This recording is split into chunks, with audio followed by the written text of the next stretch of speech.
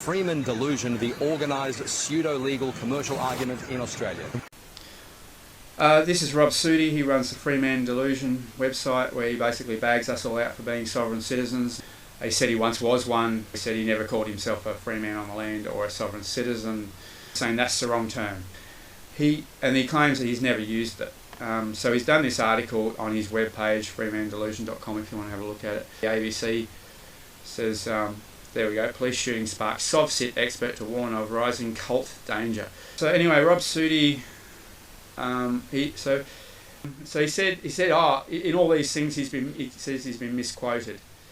He said, Rob Sudi says being a sovereign citizen is like having a mind virus. It's a movement the pseudo law expert knows well.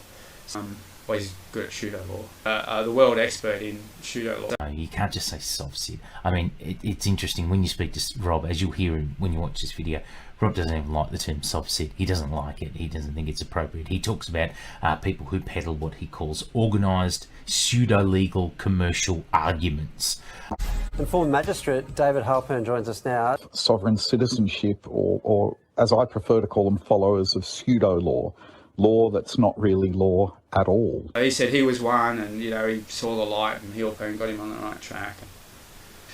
If you read his book, he talks about us a bit in there, Rob and I. He wants info on me, he just goes to the local cop shop and gets the update on whatever the cops have got on file, because he's on their side and they fucking love him, because he's running the anti-sovereign citizen website, the anti-us. So we're all nuts, because we have an opinion on the law, and we're wrong. His big thing is stare decisis, which means stand by the decision. So he has a lot of precedents sent to him. He works for the government, he's paid. His website pops straight up when anything you do, so he's paid on Google to be in the top spot. That costs money, that's government money.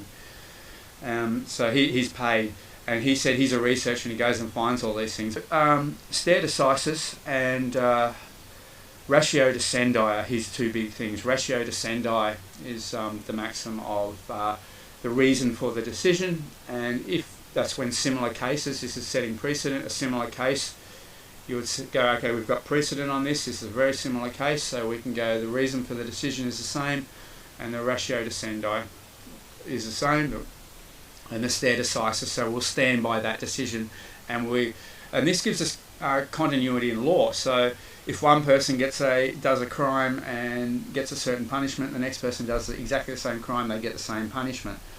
And so then everyone can understand how this law works, what the punishment is, what the terms are of that particular precedent. So he has a lot of precedents. He's got these precedents, he'll go and find them. So this is his ebook, you can download it, guys, great read. If you want to have a look at all the precedents, all the shit they're going to throw at you, it's in here. So he has a lot of precedents. Some precedents in there you can actually use, which is quite cool. So, but whatever argument you put forward, he's going to have his lawyers write him an article that he's going to put on here. This guy has friends in all the courts. The courts are politically supplying him with precedent. He's got paperwork on me that I can't get from the Cairns District and Supreme Court. Like, how he got it, I don't know. So, and he got it within days. So what's happening is the courts are actually know about this guy, and he sent me an email saying, you haven't filed, I have friends in the court. And he does. Everything he says is correct. The courts are feeding him information. The courts are corrupt. Freeman delusion, the organised pseudo-legal commercial argument in Australia.